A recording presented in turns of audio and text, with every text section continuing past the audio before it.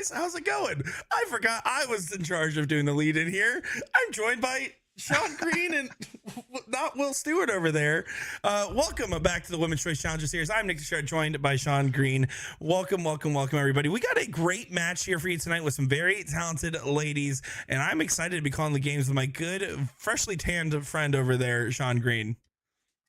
Thank you. Yes, I was at a golf outing for the last 4 days. Did really well. Had a great time. Enjoyed the trip with my golfing boys. So thanks, guys. Appreciate that. And you got me real tan.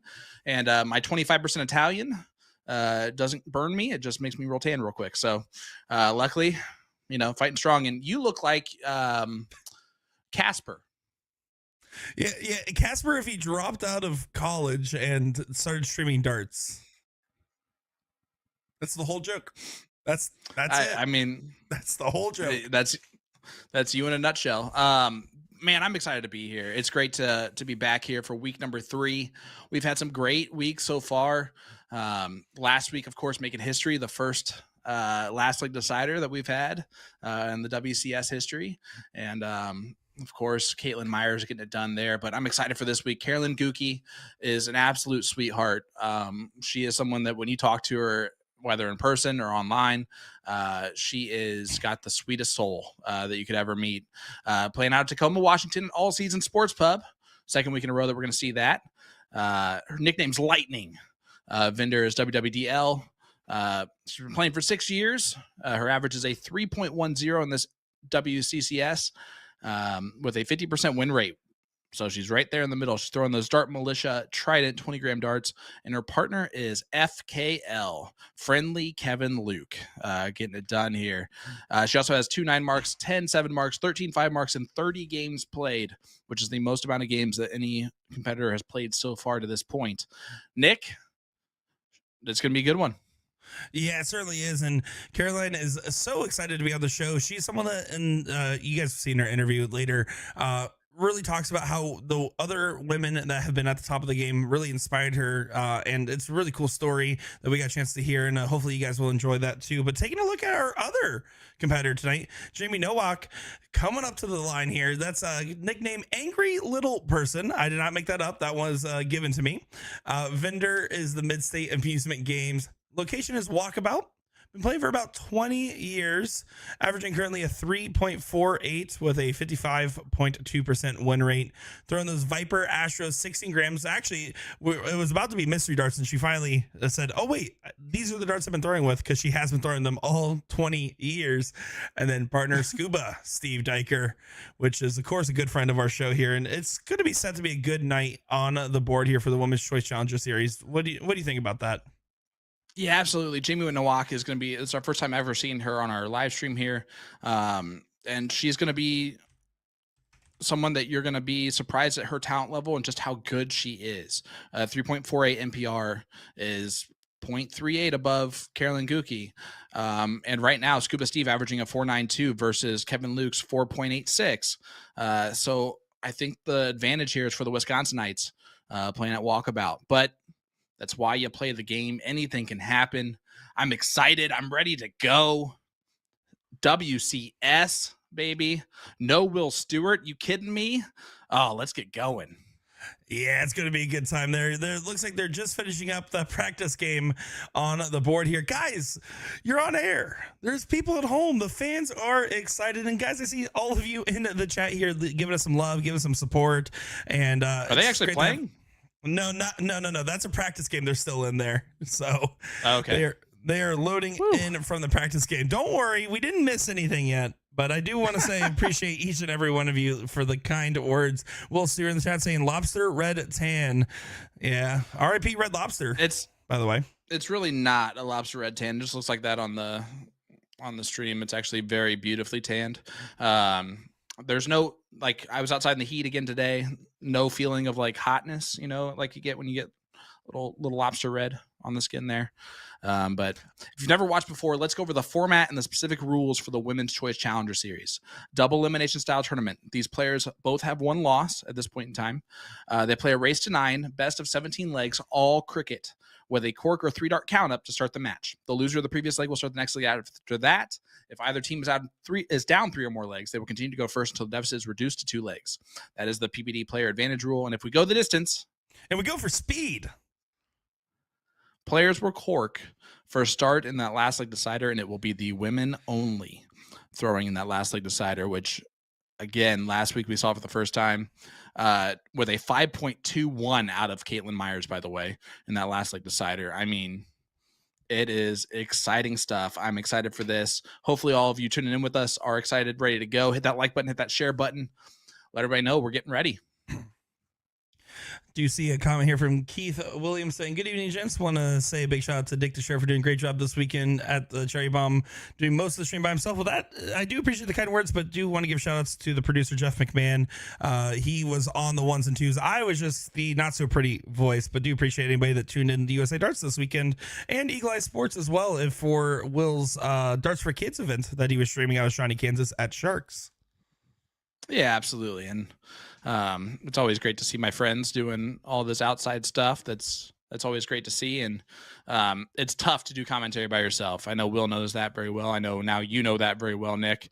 So hats off to you for doing so. It's a tough gig to do that, especially some of the matches that you end up getting, and some of the tournament directors you end up getting from time to time. That all that kind of feeds into it, and it makes it just an interesting, weird dynamic that a lot of times is out of the controls of the streaming company and the live streamers that are there. But at the same time, it's great to be able to give that coverage to the players, and you did a fantastic job at Cherry Bomb. And Jeff McMahon is always one of the best. It's good moments, man. Yeah, I mean, we work with some really talented people, right? I mean, we between us, I mean, your connections at the CDC, mine with all the other companies as well, USA Darts, of course, being a big center pin. It's very important to note, like, we are very fortunate to be surrounded by talented people, which forces us to continue to kind of push the line and continue to prove our own skills. 1,000%. Yeah, there's no way I'm nearly as seasoned as a commentator at this point, without all the help of all of those that I've been able to work with and the talent that I've been able to be surrounded by this entire time, and the fact that I'm just able to practice over and over and over again as Kevin Luke's going to get rid of those 20s and take that point lead for the first time here in this match. Race to 9. I'm going to pick Jami Nowak and Scuba Steve. I have it 9-6 as my final score. And I think we're going to get somewhere around 9.5, 9 marks is going to be my number. Nick? I'm going to take the over on the 9 marks there. I'm going to immediately say that. But okay, as far as with the other aspects of things, I will say Kevin Luke is I'm of split minds on how he's going to perform in particular for him and Carolyn, and that's simply just because of the fact that he was at Cherry Bomb and flew out from Florida at 6 a.m. today to go all the way to Washington and have that big drive is going to be tough. But that also means he's coming off a weekend of playing, and he played pretty well in a very tough room. So I'm going to say I'll take the inverse here, and I'll take Carolyn's team in a 9-7. Ooh, as Kevin goes for the close on the 18s, unable to get that done there, but a big 7 mark from Kevin Luke, right on cue for what you just said there. Let's point out this. I made a 3-hour drive down to Kentucky on Tuesday, and that was to spend 5 days there. Okay. Playing golf every day, multiple times a day. Kevin Luke just made a 3-hour drive to Tacoma to All Seasons just to play this one match and then leave. So he has a 6-hour round trip drive just to be able to play with Caroline Ngugi. And I can tell you that means a lot to her. It means a lot to us. And for him to be the type of person to do that should tell you a lot about him. Yeah, you can say whatever you want about Mr. Kevin Luke, but you got to admit the man loves the game, and he loves trying to give these great experiences to different partners as well. And Carolyn and him have played together before. That's actually, funnily enough, I think this is the first time they played in state together. They've only ever played in the out-of-state events. Yeah, there's not a lot in that Washington State area, if I'm not mistaken, that is available for them to kind of team up and do that with all the time. Um, but yeah, I'm really impressed with his ability to do that thing. Rocky in the chat asking, is the winner side playing tonight? Rocky, actually, great news for you. Nick's going to put in the chat there, CompuSport. If you go to the bracket, you can actually see the exact date that each match is playing from the live stream. It's actually completely updated. Carly, our wonderful fearless leader, and I mean fearless because God knows this could change, created all of this ahead of time and set all this up. So next Monday, a week from today, will be the top 4 matchup. Is look at this from Scuba Steve, gets himself a 7 mark. Damn you, Scuba Steve. It'll be Lane Lysak taking on Chrissy Grimmel. And then on Monday, the 8th, will be Caitlin Myers taking on Olivia Terry. The 15th will be that Queen seat match to see who goes there. And then we'll have that 3rd place match on the 22nd, and then the finals will be following that. So we're all kind of set up, ready to go. It will be winner side until the 3rd place match for this point forward here on our live stream. Excited to bring you all that coverage too. Oh no, I just got a terrible notification that Will Stewart mentioned me in a post. This can't be good news. Won't be good. Will not be. Can't be good. Oh, never mind. That's actually fine. It's me making fun of Whataburger and Messenger with him. Okay, I'm okay with that. Yeah, no, never mind. Good job, Will. Thanks for the heart. Could have been way there. worse. I thought it was going to be me on Casper's body for sure, if I had to guess. Oh, well, Scuba Steve here trying to get some bulls to get a chance in this leg, but it looks like it's going in the direction of the Washingtonians on this one for leg number 1. Yes, it is. And I did call a 9-6 victory for the Wisconsinites, so it would be on me if that didn't happen. Kevin able to get that last start, though, so don't call it a comeback. But Jami does not have winning darts here. Especially after that first one. Second one didn't help it either. Yeah, not unable to get the point lead back. But it's no cause for alarm in the first leg. Even if it is an early break, it is just leg number 1. You kind of have mentally think about it as, okay, well, I lost the diddle. And that's how you have to try to approach that so that way it doesn't get you psyched out too early on for these teams. And Scuba's really good at keeping his partners settled and just nice and calm. He has that very charming demeanor in that sense of, wow, I'm really gassing him up here. But on the other end, like, I think that will work well for him and Jami, especially with the pressure of the knowing that you're on the stream adds an extra variable that she hasn't had to face yet in the WCS. 100%. And Andrew asking when Olivia is going to be live. I just said that, but I'll repeat it because, you know, I love you guys. Monday the 8th will be her match versus Caitlin Myers there. Guys, let us know in the chat. Who do you have in this one? Who are you rooting for? Doing so will enter you into tonight's live stream giveaway brought to you by A to Z Darts.com, where tonight's raffle winner will receive a Red Dragon Firestone Grande dart case. Yeah, that's right. Grande, as in large, which can hold 4 sets of darts plus accessories. All right. All you got to do is leave a comment or chat, hit that like button on our Facebook page to get entered into that live stream giveaway tonight. Brought to you by A to Z Darts.com. Can't tell you how much we appreciate all of their support every single season to be watching this. And man, huge shout out to everyone that's watching along with the CSC tonight, or the WCS tonight, not the CSC. That'd be really weird if you're looking back at past seasons of that. Because you got the College World Series going on right now. You have Game 7 of the Stanley Cup going on right now. So there's a lot to be looking at if you're a fan of sports. But excited to have you along watching, maybe on your phone as you have the other stuff on the big screen there. I know my big screen has probably got Coco Melon, Boo Boo songs going on right now. So I'm happy to be in here watching the darts with you fine ladies and gentlemen. Yeah, and I do want to acknowledge, we do know that the All Seasons camera is a little laggy. They're a little out of sync. We're trying our best to work on that in the background, but unfortunately, the bar is just really popular, and there's a lot of people in it, which is a good problem to have if you are at All Seasons, and that is the case there. So we'll be looking into it for future matches as well. So just a heads up, we are aware of that issue. Sean.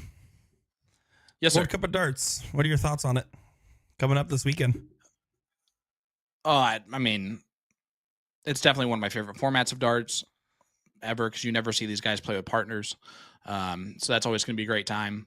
I always like the advantage that I feel like the North Americans tend to have with partner games, if that makes sense.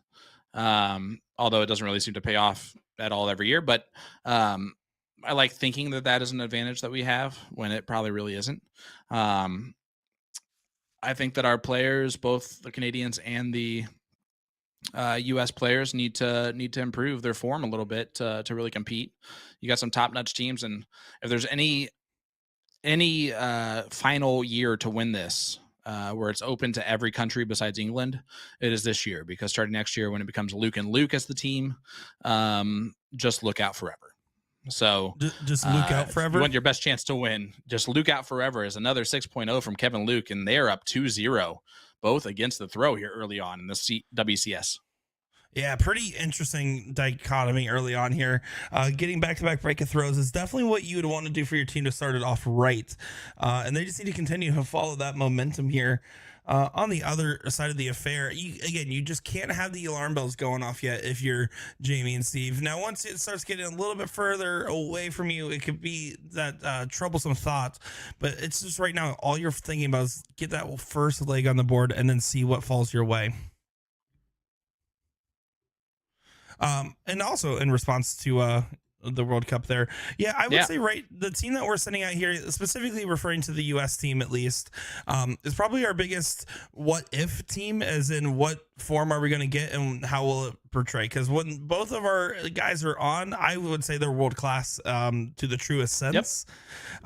And it's just really a question of, will they be locked in? How will the form be feeling? We know Jules has been having trouble with the grip on the darts a little bit, and Lobby's one of those guys where it's the most amazing fast-paced darts you've ever seen, or just a couple of wires on the wrong side. I'm really curious to see, because this is probably the best chance as far as for the North Americans to get out of the group stage. I think they both got particularly favorable draws. They absolutely did. Draw wise, they dodged a lot of bullets there, and so I think that'll help out a lot. I'm so happy they're also not in the same group. That would have been insanely sucky. But you never know, and you still got to play them. And we need Jules. We need the 6 months ago Jules trying to retain his tour card. Kind of firing on those cylinders. If we get that Jules, we're going to be real tough, because Danny will kind of feed off that pretty easily. So looking forward to it. Always looking forward to it.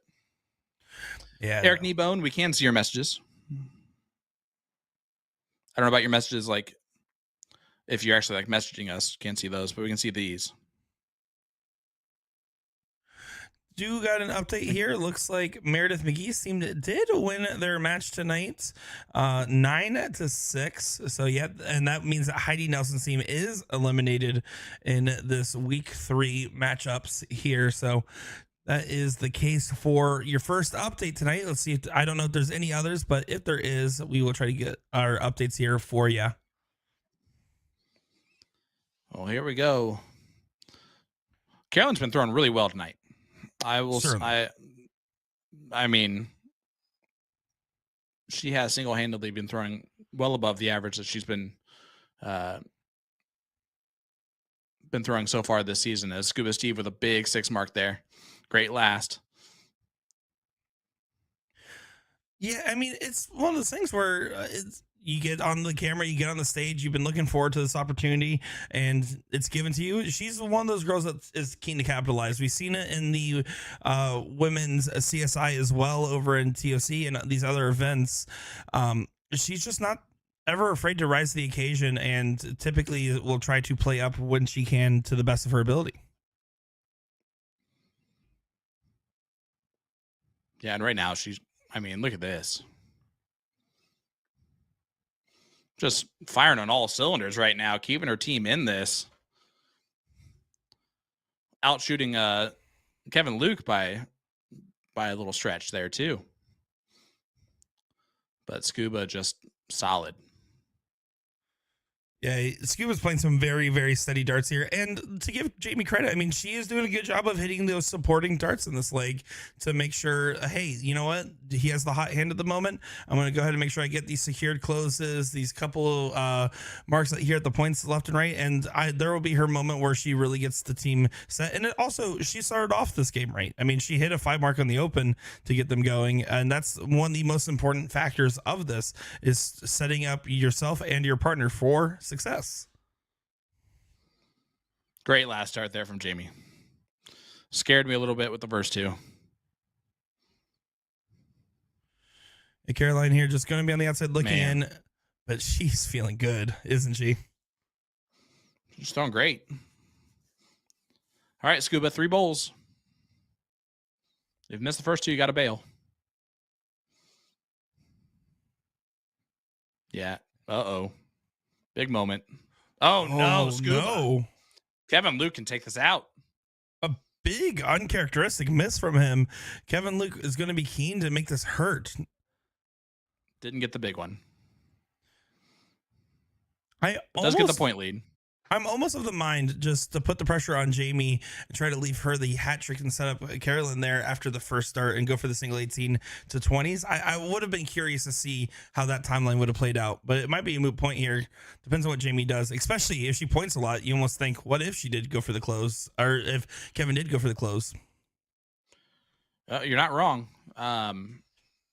Interested in that last start there from Jami. Carolyn again, find another couple bowls. Yeah, all right, Scuba. Standard. That's a great dart.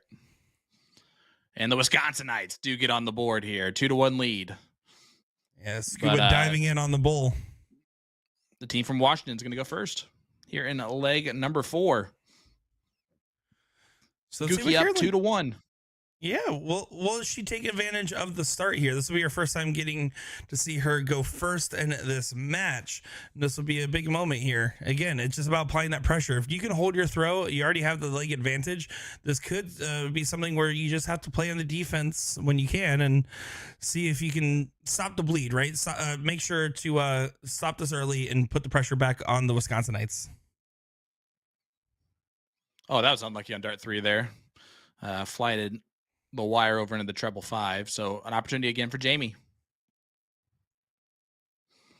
Jennifer Haas in there saying, like both these ladies, played against both of them last year at TOC. Both shot very well at TOC last year. For Caroline Ngugi, she hasn't been playing the game for so long or for very long to where, when mentioned like dart accomplishments, she put this as one of her accomplishments, just making it into this field and seeing what she can do. And it's cool to kind of see some players like Alyssa Evans, another one that, we've just seen get extremely good here as we get our first boom goes the Wisconsinite there for Scuba Steve Diker. Yeah, that's going to be a big find there and some good responses. Again, Jami capitalizing on the weak start from the Washingtonians and then to get that supporting shot. Don't get me wrong, Carolyn does a good job of bringing it back into the mix, but effectively the throw has been transferred. Go back. Oh, I do see what you're talking about. It gave her a treble and she hit a single and it stuck on the board. And so she's making them go back so that she can change that to a single. So this is one of those moments where you're seeing kind of the other way happen here where although they did fix it, right? They're trying to fix it. I think I don't know. There we go. What's going on? They're trying to get it communicated there, but right there, Carolyn, you can tell she was just trying to make sure that they didn't throw the turn to get it out of sorts, and then I just went ahead and let them know in the player chat what was happening. Okay. So I do believe Carolyn's trying to figure out how to back it up. Yeah. You got to back it up now. There we go, and then hit yes on that dart. Come on, Kevin, you know how the board works. Help her out. Well, he might not know for this because he's not No, a PPD. no, I know. I just like giving him a hard time. But when in doubt, blame Kevin Luke. Well, of course. And then now you just hit the single 19. There we go. Now we are corrected. Perfect. So, yeah, just had to get that adjusted there. But good sportsmanship, as you were aptly pointing out there for Carolyn, to try to back it up because it was in her advantage. So to be able to do that and just realize, and not only to try to back it up, but actively be like, hey, hold on, no, like to stop them from throwing it and kind of locking it in. Really cool to see. Yeah, I mean, you always expect the sportsmanship to be there and the integrity, but it's always nice to see it kind of play out on the screen, kind of without any real cues to do so or anything like that. I got a good question earlier. Sean asked, "Is this loser side?" It is. They both do have one loss here. Eric asking, "How many games is it?" It's a race to 9 or best of 17, all cricket. As Scuba with a great 5 mark there opens up a new number and closes out the 19s of his opponent. So Carolyn's going to have to go to the 18s here. Find him with ease. Can she get all of them? She can. Boom goes the dynamite for Carolyn Ngugi. Wow, what a shot there, and a complete respark in a game where, I mean, let's be honest, Jami and Scuba are doing a lot to try to put them down and out, and they're playing particularly well, but you can see it's just unrelenting from the people in Washington. Oh, man, they were so out in front of that in this leg. They were on a speedboat just cruising, chilling on the water, listening to some mamas and the papas, and now they're in trouble. Well, you can see Kevin Luke there does. The advantage goes right back. Yeah, in pretty quick fashion. Steve has to try to course correct here. Needs at least 4 before having the point lead. Does get it. Decides to stay. Stays. I do like to stay there, but let's see what Carolyn does with these 18s again. She found 9 last time. Will she stay hot on them? A little bit of an opening here.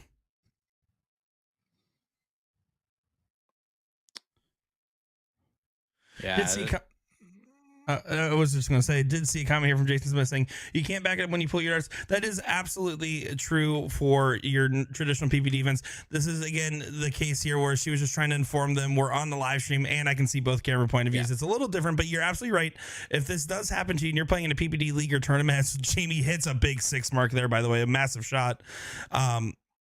Don't pull your darts, take the picture and send it to your opponent. That is normally the rule. They have slightly different abilities here because, again, we are in active communication with both teams and we can see both boards.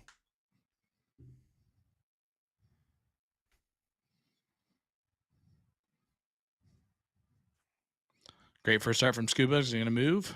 He tries to. He's going to stay there. He does and hits the 16s. Big last start from Scuba Steve Diker. A combined 10.5 for the Wisconsinites versus a combined 8.5. I mean, this is a good standard for these players on team averages right now, and it's going to continue. And this is why this match is one of those, like, don't sleep on it type of matchups, because there's some top tier talent from all 4 players, and it's pretty well balanced on both sides, if you ask me. Carolyn's throwing well above her average right now. We're going to call it what it is. Sure. She's shooting phenomenally in that way. Scuba's shooting phenomenal right now. Kevin's doing his job. When he does his job, they win the legs. When Jami does her job, they win the legs. So I like the way that this is balanced. I think you're right. I think this is one of those that's going to kind of to go back and forth for a little bit. I still like the Wisconsinites at the end of the day, but I mean, I don't know what it is. Wisconsinites just live, drink, breathe darts, So it's hard. It's hard to root against that Midwest firepower. Yeah, and I absolutely agree with you. There's something about just darts in the Midwest does hit a little bit different. I will just say, though, I if I had to say as of late, I'd put Kevin Luke on a slightly higher standard than Scuba on average, which is where I would too. that does taper a little bit, right? But of course, right now, I would say that's not the case in this given moment, as Kevin Luke's the mid 4, and we're seeing a high Big 5 darts from Dykers. Yeah, that is a massive shot. Must hit hat trick now for Scuba, Steve Diker. And Scuba's rising to the occasion so far, but that's a tough first start. Needs the double. Oh, no. Oh. Last start left a lot to be desired. That was way outside for him. And now Carolyn, who's been solid as can be, just needs 3, though. Oh. There's the double. Oh no. Go. What a Look at the camaraderie there. Oh, that's awesome. All right, can Jami settle in here and tie this baby at 2-2? Needs been to where start. she struggled. Does and find it. And a sigh of relief there from Jami Nowak. And we got a 2-2 scoreline.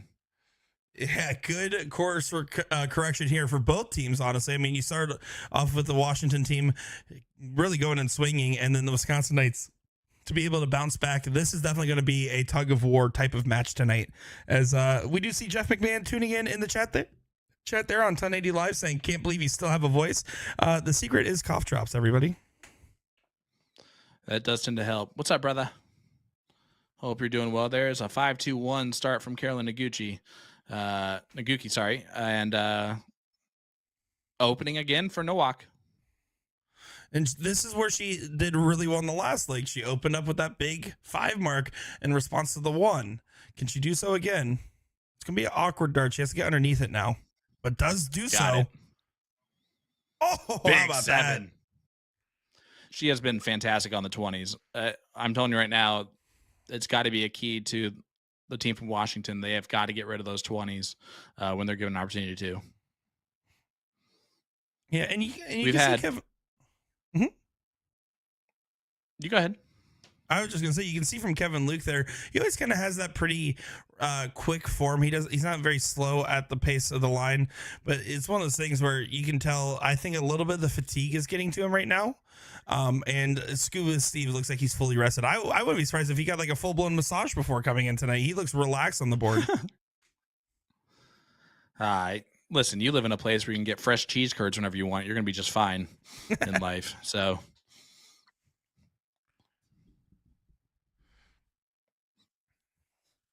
see where Jami looks. She has options here. It's a little bit of a hanger on the 17. Yeah. Oh, now she's wiring the wrong sides a little bit. Caitlin Myers. In the chat. Yeah, you saw that one too. Why do I still have anxiety on this side? Funny stuff there. It's okay. You only got 2 weeks till you play next. Yeah, right. And then hopefully another nerve-wracking, dramatic last league decider happens. We all lose our minds. It's going to be so much fun for everybody involved. Boom goes the Wisconsinite. Oh, he missed it. Damn you, Scuba Steve. Carolyn here, gonna try to pick it up. You can see the little bit of regression in her game here, but especially in Kevin Luke's game in this particular leg. You can't stay in the high 4s forever. You can't go a whole 1 mark above your NPR the whole night, and you expected to see a little bit here. But I think this is just a reconciliation leg. It's a little bit of like, all right, let's figure out what's going on. They've gotten 2 on the spin here. What can we do to slow this down, as they're set to pretty much go 3 on the spin now? Great darts again, that time from Jami Nowak, and they're just doing their jobs handily in this leg. A 5.0 and a 4.67 on cruise control to winning this one and taking the first lead for the Wisconsinites, which will mean that we will have 4 breaks a throw in 5 legs of dart so far. Which is kind of crazy, right? I mean, that's not how you typically expect things to go. Now, of course, cricket's one of those games where you kind of can see breaks of throw happen a little bit more often than you would in, let's say, 501. But even in that case there, to have this many this early on is showing that it's the team dynamics of when they're both clicking, not just the individual player and taking advantage of the start. It's not a solo endeavor this time around. Right.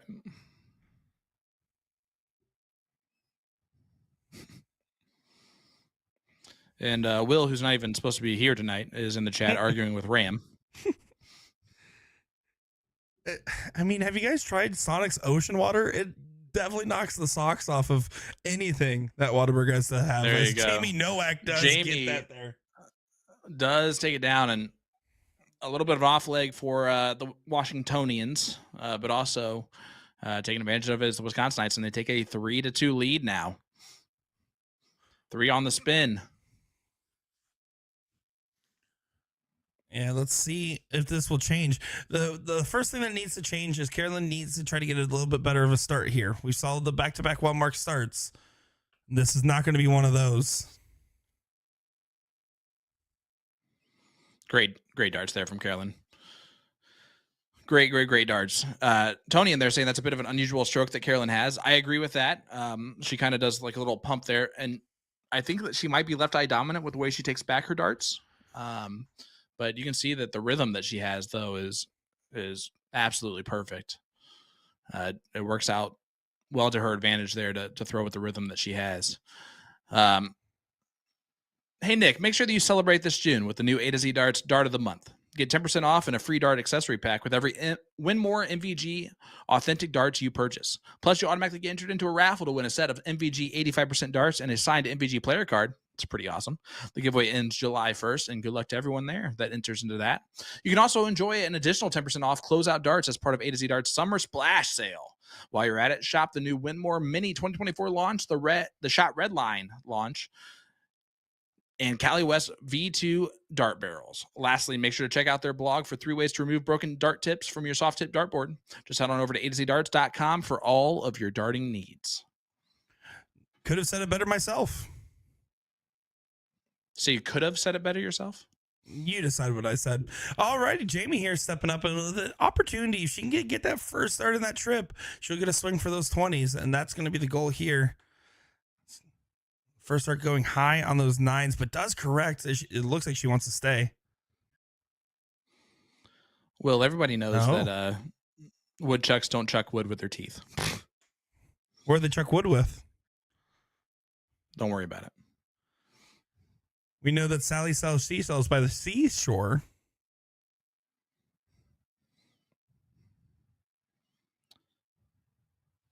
If you're looking for an English lesson, that is called alliteration, guys. It's where the starting of the first letter is the same, multiple words in a row.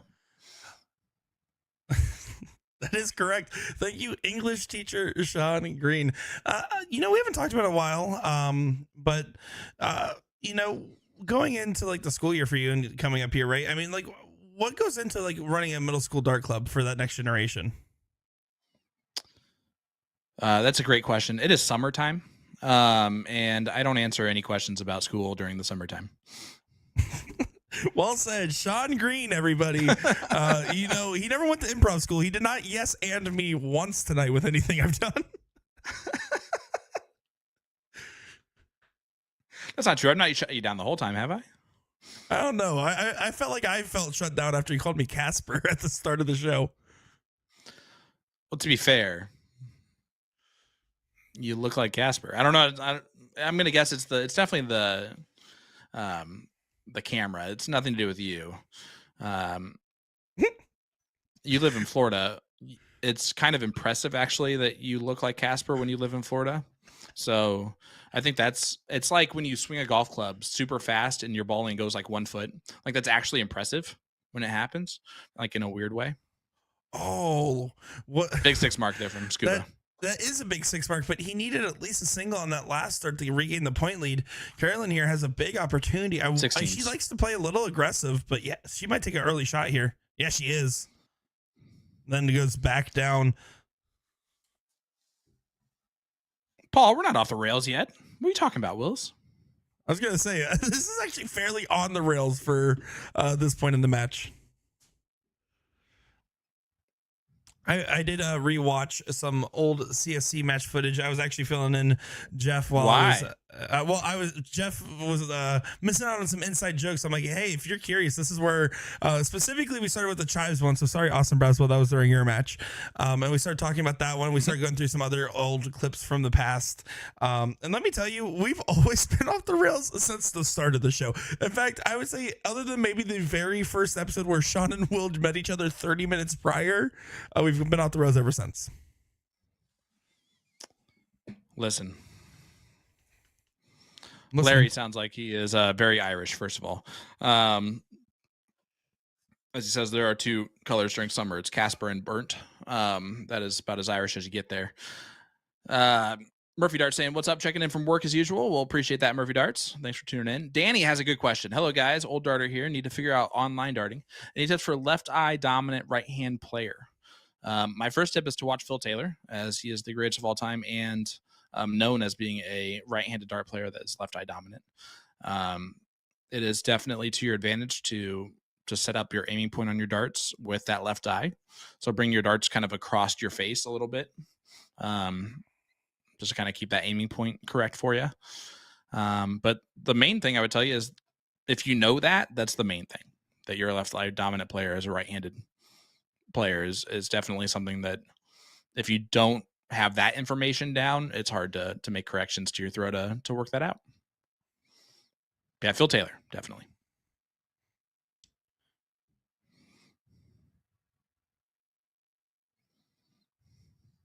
Carolyn here, now with the 16s, gonna try to regain that point lead here, put some pressure on Jami.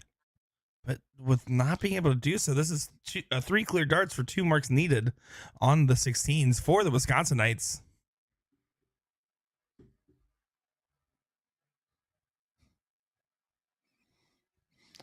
Oh, yes, the good old archive. I like how Austin Braswell's like, it's my haunting. And Will's like, it's my haunting. And it's really Will's haunting. It's a combination, right? Because I will say that match is always going to be known as the Chive match. But can we not talk about the fact that it was a last leg decider that went to a 1,200 point game? I mean, that is why that match was so interesting for a Division I match.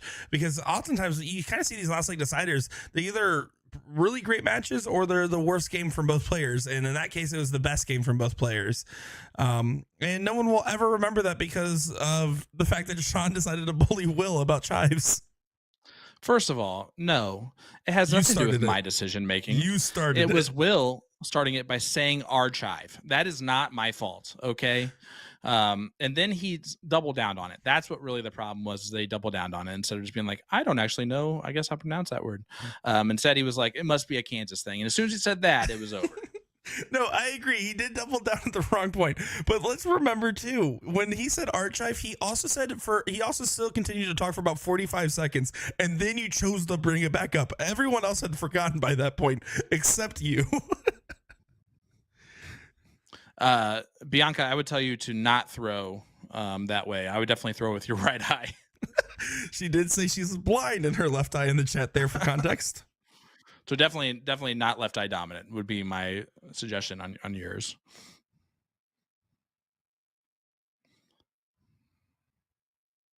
There we go. Did have to correct it on the other end there. So just wanted to make sure that both bowls counted. There was 2 hit there instead of 1, which does make a big difference, especially at this point here where this leg is at. You never know. Could sometimes come down to a missed bowl or 2. So every dart does matter. Good on them to back it up and get it all set. Dart number 1 for Scuba. There it is. And it is officially a 4-2 lead now in favor of the Wisconsinites. And Scuba, the only one in there in the 4s plus. That's kind of a surprising stat for you in that leg. Yeah, this is almost like one of those moments where if I was Carolyn, right, I know it depends on your options. I'm not as familiar with all of the Washington dart community, but I almost ask yourself, like, man, is because Kevin, no matter what, is trying really hard. I will fully give him credit. He does care about this. He's actually, in fact, very much looking forward to it. But with all the jet lag and everything, it is going to be something hard to overcome. He has to find a way to get those energy levels up and get those darts going with it, because he started off just fine. In fact, the practice games I looked at from him, he had multiple games where he was throwing high fives as low 6, but it's just been a long day. He started traveling at 6 a.m. Eastern time.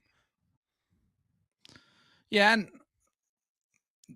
there's always a debate that's going to be out there. He played steel tip tournament this weekend. This is soft tip as we get a boom goes to Wisconsinite there from Jami Nowak. Her first one of those. Only the third 9 mark on the evening there over the 9 mark average. Just saying. You can keep saying it. I ain't gonna help you. You say whatever you think. Kevin Luke in the chat saying I'm playing so bad. And then someone responding with, then get out of the chat, Kevin Luke. That was Paul Rogers. Good response. Fair enough. I will say it's almost, I actually don't mind that he decided to comment in the chat there. I think he's trying to make light and trying to keep that casual like sense, right? You can't be too downtrodden, especially in a team dynamic. No. You have to kind of keep things light. I think that's a funny way to try to approach it and kind of almost try to take the pressure off your own shoulders a little bit.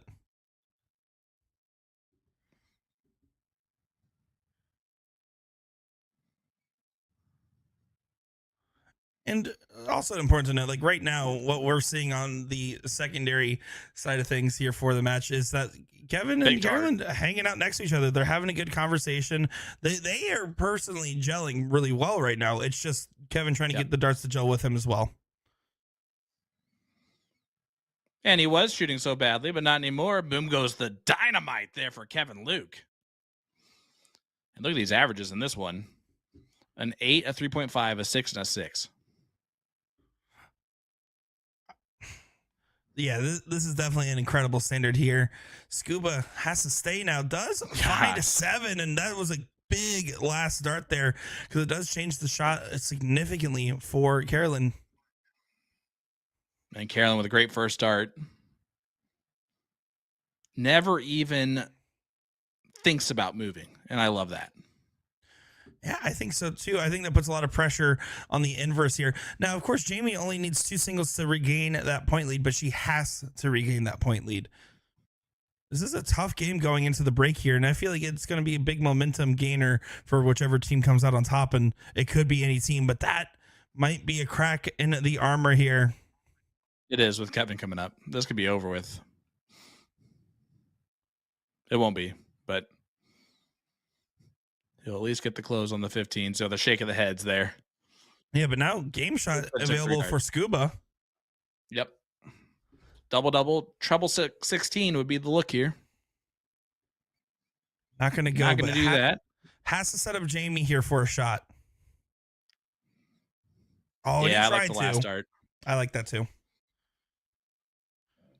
If he stays there and finds the double, he does secure the point lead, but then Carolyn's just going to point. If he goes there, hits the trip, it puts the pressure on her to hit the hat trick. But in this case, she is just going to continue to expand that point advantage and hit a big shot there. And it takes it out of reach just barely. Yes, it does.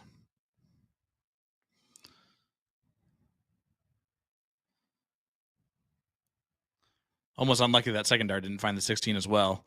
But it looks like it's going to be 4-3 heading in the break. If you've not watched either of these two players play before or do not know much about them, stay around for these interviews. They're fantastic. Nick does a great job with them. Don't worry about the fact Jami made it to work okay or wherever she was going. She was driving during the interview. That's not a big deal. We'll worry about that later. But yeah, 4-3 scoreline heading into the break. Nick, is this what you expected? Yeah, I mean, we expect it to be, again, that tug of war style of match where these people do not want to give the other an edge, and I expect that to continue throughout the rest of the night. This is going to be some knuckle-dragging darts, and we're excited to see how this continues to develop. Time to hear from the players. We'll be back in just a moment's time.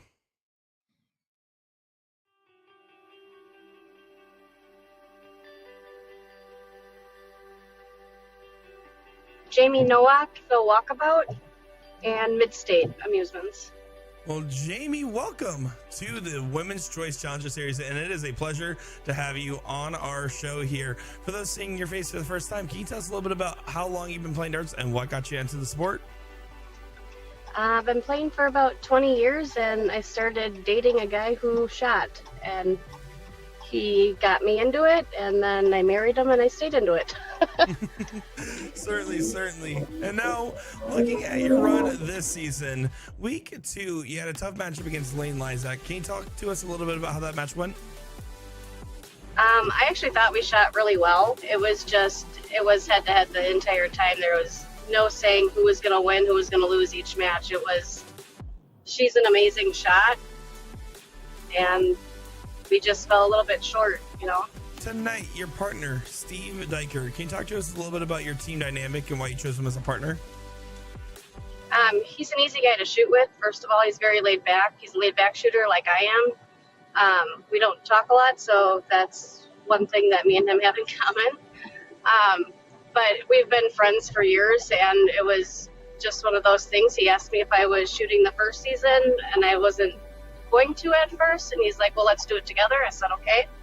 And that's why I chose him for the second season. So, can you talk to us about your thought process on this matchup and what's your game plan to come out on top? I'm just going to play my game. I'm not going to think anything about the stream, nothing about... she's an amazing shot, and I know that. So I know I have to bring my A game, but I'm just going to play my game, and we'll go from there. And is there anything you want to say to your friends, fans, family, or anybody else watching along back at home? Cheer me on. Thank you all. Well, all I got. Hey, nice and easy. Nothing wrong with that. Jami, we're excited to have you on our show here, and it should be a great matchup this evening, and we wish you nothing but the best of luck in your match. I'm Jami Nowak, and you're watching the Women's Choice Challenge Series.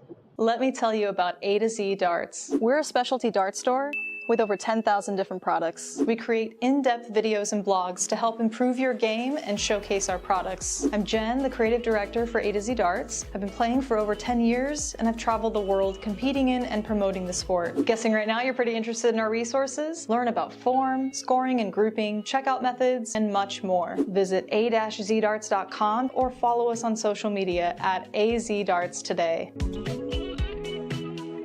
I'm Caroline Ngugi. I'm playing out of all seasons in Tacoma, Washington, and I'm playing for WWDL, which is Western Washington Duck League.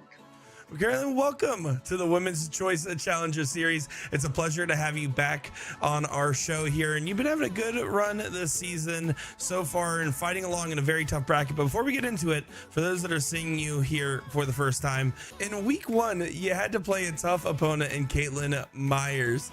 How was that match for you? Can you talk us through it a little bit?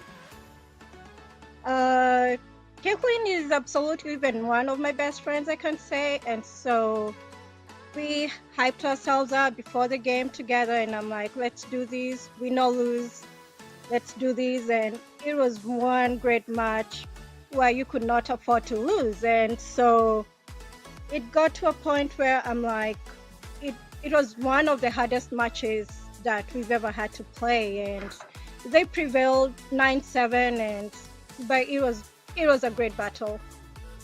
And now, your partner tonight is Kevin Luke, Mr. FKL, friendly Kevin Luke, of course. Yes. Why'd you pick him as a partner, and what is good about your dynamic? Once I knew I was going to make it, it wasn't a hard decision as much, but I still wanted to ask him first because it's challenging for him. He has to drive here like 2-3 hours drive, and so I'm so glad he was able to be like excited. And I was still looking at someone who's not within the PPD program as well. So it was one of the major points for me to be like, I think Kevin would do this, you know? Certainly. Is there anything you want to say to your friends, fans, family, or anybody else watching the show tonight? I just want to say a big thank you to all the family and friends who've been with me through this journey. My husband, Matthew Johnson, he's been freaking amazing. Like, the support, I wouldn't do this without him. My family back home in Kenya as well, they still keep track, you know. With the time difference, they might not be able to watch here and there, but they're still able to keep track. And Mary Todd, one of my best friends around here, her and her family have been a huge support for me. My sponsor, Team Beast Clothing, Mike Mullard, Farah, we couldn't do this without them, you know, like the support has been immense. To everyone watching who sent me their messages and everything, thank you from the bottom of my heart. All seasons, thank you for the boards. Thank you for these, PPD. Without you giving us this opportunity, we wouldn't be able to be, have other people look up to us, especially as women in darts.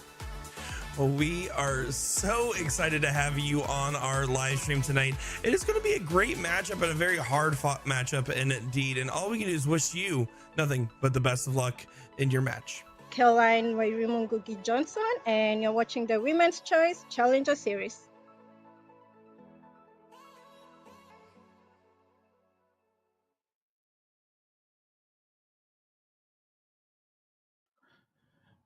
Welcome back to the WCS, brought to you by Partners Promoting Darts. Sean Green, joined by Nick Durachi Teixeira, live here.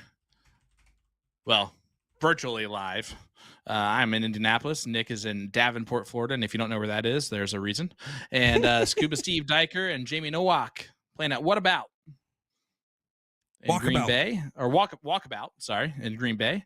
And then Kevin Luke and Caroline Ngugi are playing out of All Seasons Sports Pub in Tacoma, Washington.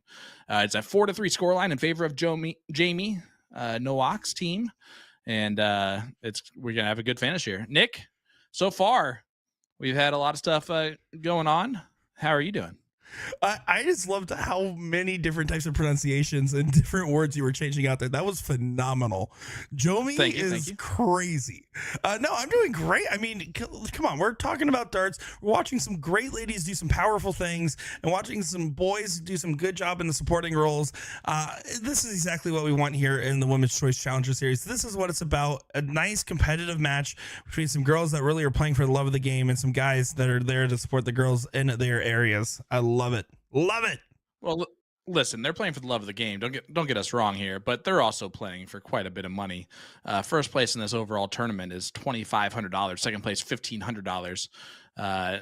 And tonight, as a winner moves on, a loser is out of the CSC Challenger Series, and they will walk out with only $50 to their name.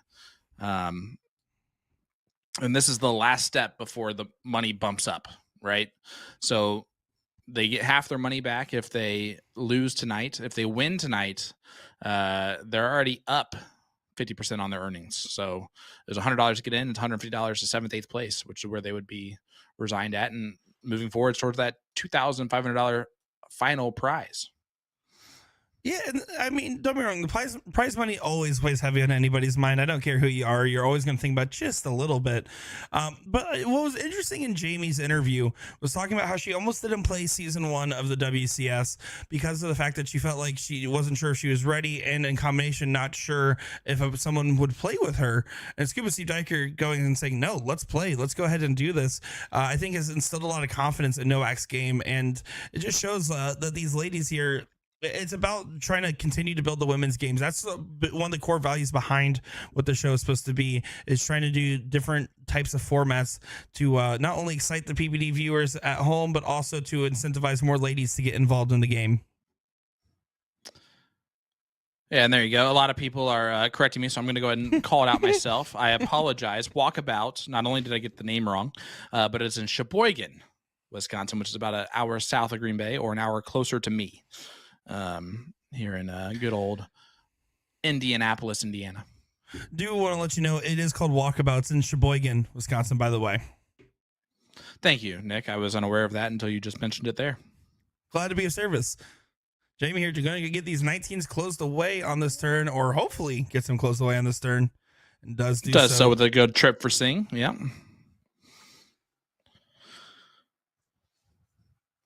We want to welcome everybody back here to the WCS for the second half of this matchup. Good first half for those of you that missed it. Starting out on fire, Caroline Ngugi and Kevin Luke got a 2-0 lead out the gate, both against the throw. And then the Wisconsinites went 3 on the trot. 4 on the trot. Yep. Before the Washingtonians got that last leg going into our break. And that's where we find ourselves currently.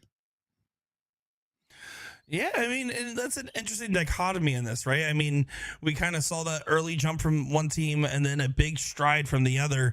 And it really just shows that it's a mentality that's half the battle here. Yes, you're going to be going up against some fire darts and some regression, and there's going to be the natural ebbs and flows, right?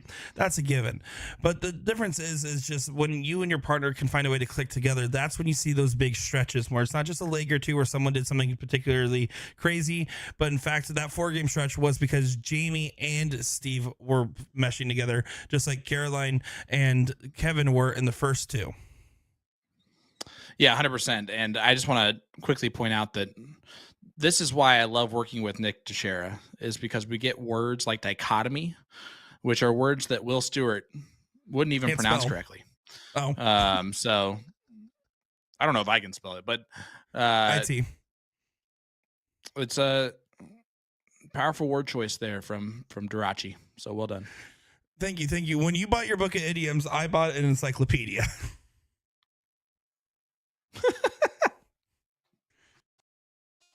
Hey, I'm sure yours actually helped more than mine.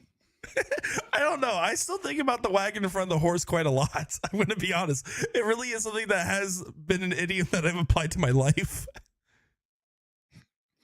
That's what I'm here for. Is Jami does close out that leg, and the Wisconsinites take a 5-3 lead, 4 legs away from victory and moving on in this one. But there's a lot of darts left to be thrown. Yeah, now it's about time where you're starting to consider, okay, what can we do to start changing this pace here? Of course, it does go down to the basics again of starting off right. But beyond that, it's also one of those interesting notes of like, all right, well, what's not working currently and where can we start evaluating? I'm never a big fan of necessarily full on changing your strategy, especially in doubles, but maybe as a team considering some different approaches on certain turns here, because something like that can tip the scales in your favor.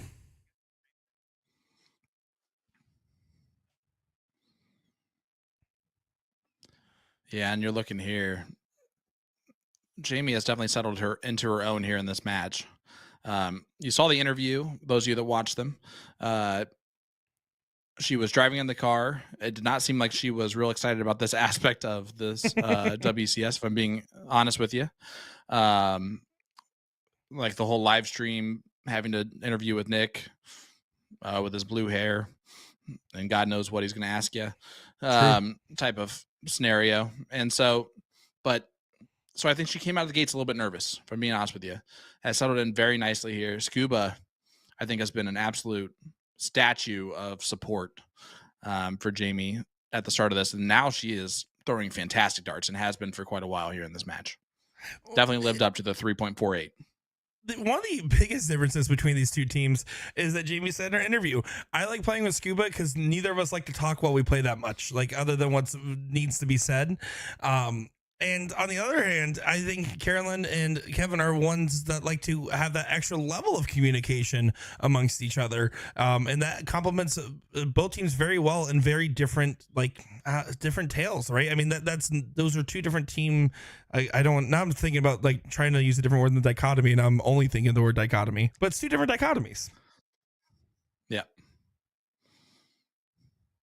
And boom goes the dynamite. Kevin Luke gets the 5th 9 mark here. The number was at 9.5 was the over under. I think that's a pretty good number at this point.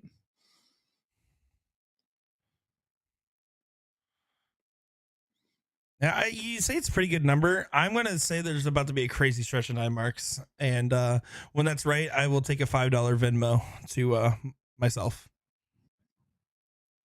Okay, you're going to pay yourself $5 because I'm not. That's fair. I'll have to earn it from you in poker, like true men.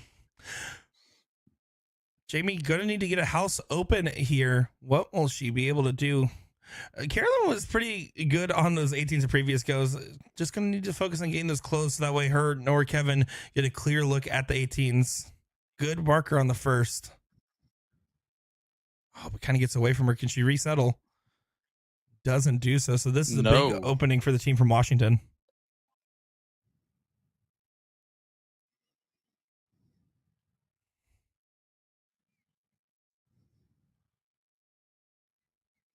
And a big treble 18 goes down to 17's big 7 mark from Kevin Luke. And that's more of the traditional confidence of Kevin Luke's game, because you got to admit the guy is always confident on the board, and so going for the semi-aggressive 17 there is a big find. And a nice 7-mark recovery there from Scuba. Responds the exact same way. Both the gentlemen throwing a 6.0. Carolyn's 3 is what has been the advantage here, along with going first, of course. Oh, what a Big find on darts that from last Carolyn start. Ngugi. My goodness. Hey, huge shout out to Jami Nowak's sponsors, Walkabout, Bummies, and Whiskey Barrel. Just want to give a huge shout out to that. And then for Carolyn Ngugi, Team Beast Clothing. Pretty powerful name. I like it. Well, you can see 6 mark from Carolyn and then a 7 mark from Jami. These girls are definitely fighting hard in this one so far. And Kevin Luke doesn't get the 15s closed. See what Scuba's able to do. It's still kind of in a tough spot, right? I mean, you're looking 3 houses down. It's something that when you're trying to dig yourself out of it feels almost impossible, but you have to set up one, either yourself or your partner, for one clean shot at some closes here to try to get numbers away. Yeah, you just got to stay on the points there. There's no reason to get off of them unless you go 2 trebles and then just want to take a stab at it, just to take a stab at it. But with that being your only number to kind of point on, you can see Carolyn, no nonsense about it, just get rid of it. Knows that Jami now has to go to the Bulls. She's been very hot and cold on this. Right now she's feeling hot, hot, hot. I was going to say, this is looking hot, hot, hot indeed. It's exactly how I would have said it too. Do you think, Kevin, do you think he's actually affected more so by the travel, by the way, for his standard of game, or from the switch from soft to steel and steel to soft? I would say travel. Overall, I think that's going to affect him more, especially going from East Coast to West Coast. He's feeling like it's 10 p.m. right now too, even though it's only 7 p.m. and it's light out, and so it's going to be weird for him. It's one of those type of situations, and but I don't think it has anything to do with the playing steel tip and then going to soft tip. These guys, especially someone like Kevin Luke, is used to doing that so often. To be at the top of the game for both, like he is, you have to be able to kind of switch back and forth pretty easily. And so I'm not really worried about that for him. And I think his steel tip game, honestly, it makes my soft tip game a little bit better, as long as I have time to kind of work back in the weight of my soft tip darts, because they just feel a little bit light to me right out the gate. Wholeheartedly agree. Yeah, I was going to ask you the same thing. Now, Kevin does travel all the time. He's basically known for that as a dart player. So it might not affect him as much as it does others. And honestly, he's not throwing poorly at all. I mean, we can sit here and dissect all day long. He's throwing about his average here in this WCS this season. Yeah, you can see right there Kevin Luke responding to Jay Foucher's comment, talking about Kevin playing steel all weekends being a potential factor. And Kevin in the comments says, usually not an issue. Darts feel good too. And that's the thing. I always tell people, in fact, I almost encourage practicing on steel tip boards as well at your house before going out and throwing. You'll notice that it kind of does help accentuate your follow through a little bit more, especially if you're throwing heavier than switching to lighter. You're going to really be following through and actuating that dart fully. I actually think it's a good reason to play both sides of the game. There's different philosophies in soft tip versus steel tip that can translate both back and forth. Yeah, 100%. And it's also something where it's cricket, right? So it's even more similar than O1 would be strategy wise and pointing wise and all those things, depending on the type of game that they're playing that weekend. So I think that also helps that he's been able to play cricket, steel tip all weekend long. I will always say that has to help the soft tip game more than anything else. And big 9 mark from Kevin Luke. Says, debate all you want, folks. I have 3 9 marks. You can see them getting a low 5 for that. And I don't know what it is about the WCS, but the low 5s are the most popular form of partner celebration in this entirety of all the PPD live streams. Lots of low 5s indeed. I think Cheyenne Richards really started that train.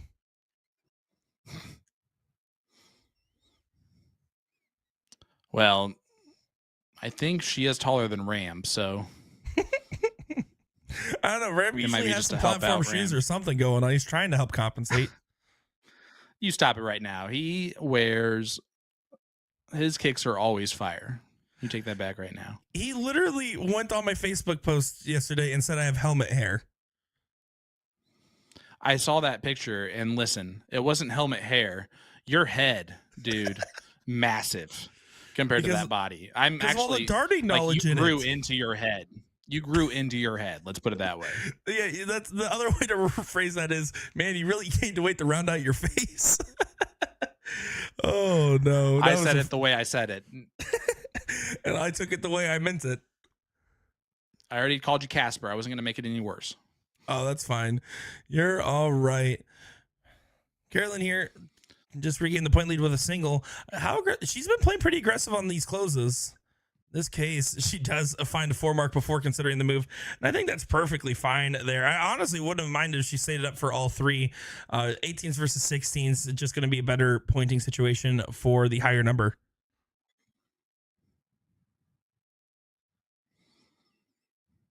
Big dart from Scuba. Boom goes the Wisconsinite.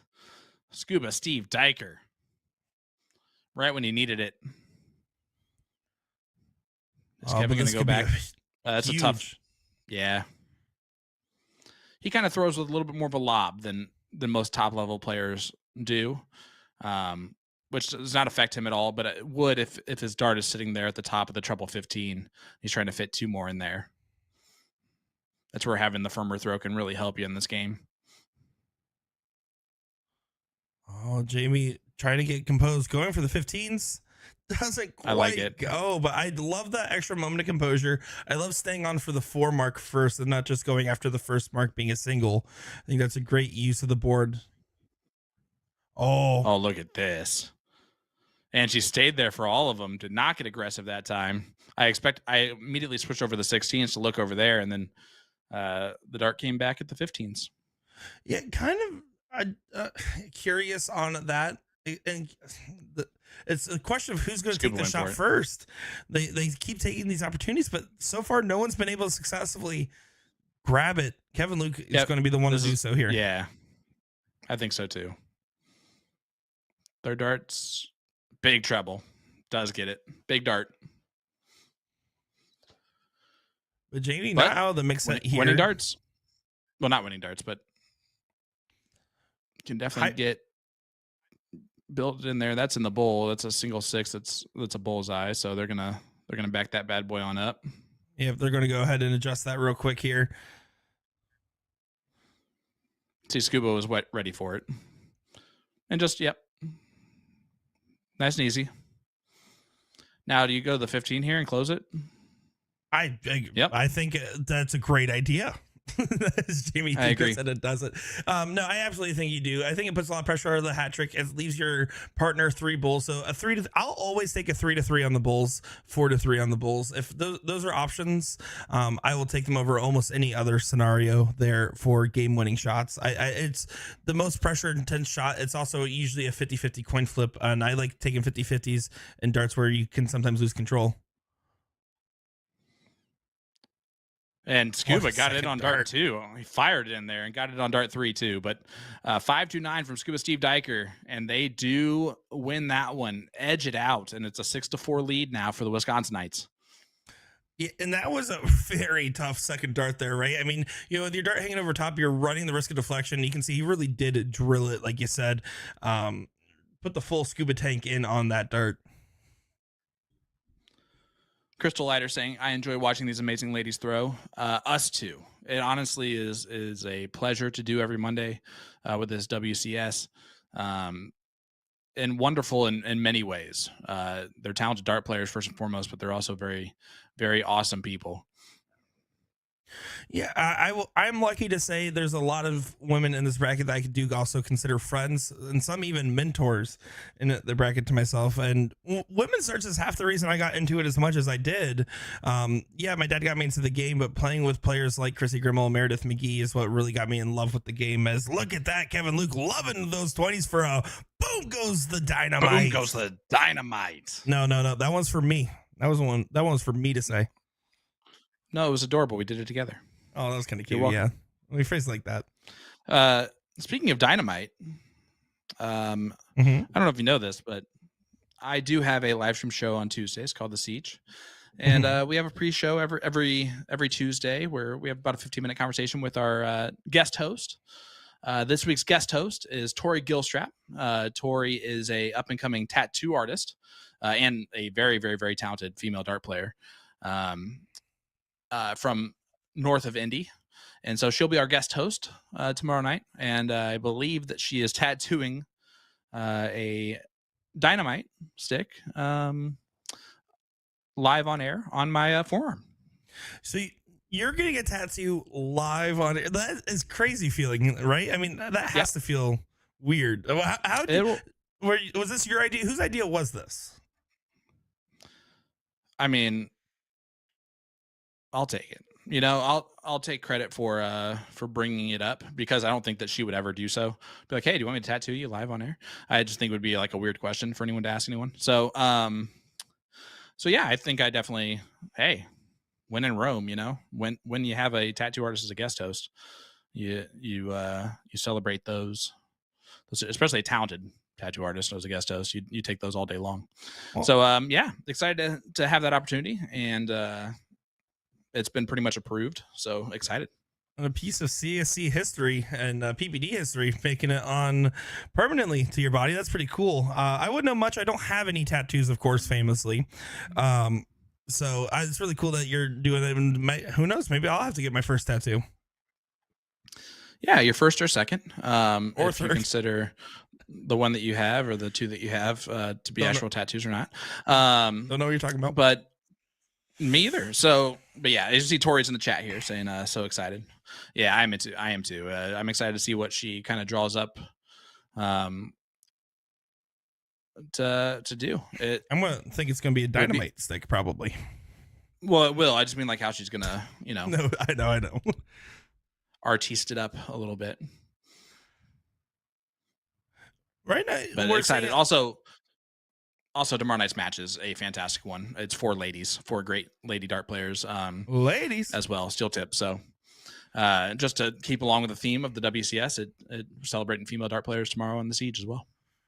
If you guys are curious where to watch it, go over to The Point Streaming on Facebook and YouTube there to be able to watch. If you're not sure where it is, just look for the logo that's on my hat that you'll see at the very end, and that's how you'll know where to find us. Kevin, Luke, and Carolyn Ngugi here. Do get that leg, and boy, that was a good standard from Kevin on that one.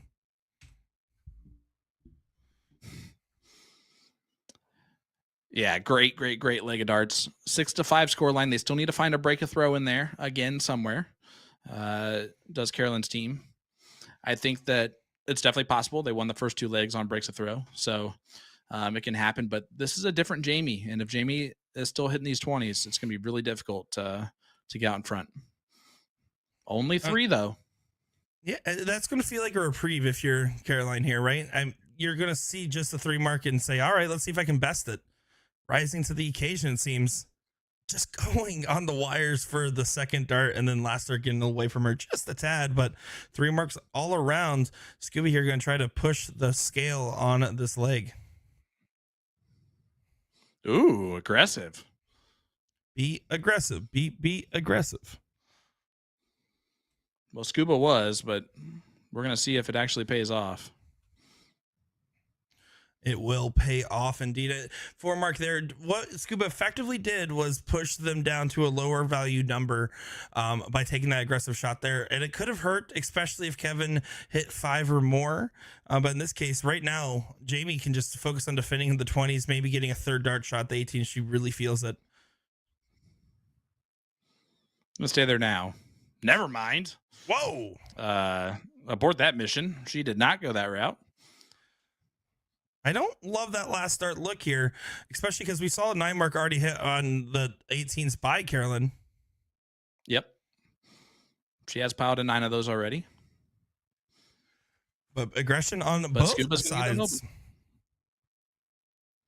That was a dead center 5. That's not what he was looking for. I believe he was marking the distance for his 3rd dart there. Yep. By the way, if that gentleman is still in here that was asking about the left eye dominant right-handed dart player. Scuba Steve Diker is another one who is left eye dominant and a right-handed dart player. So you can watch how he kind of throws the dart from his left eye there as well. And that's something that you don't think about when you first start playing darts about eye dominance. It's something that you kind of figure out later on as you're trying to develop your game. And it's such a big factor. It's one of those like really hidden X factors of what can really be a big jump in your game as far as such a simple change of just bringing back the dart to a different eye. And look at that, hugging the wire for Nowak. Yeah, Dan, to answer your question, Nick's going to throw in the bracket link for you real quick, so you have a good look at that bad boy.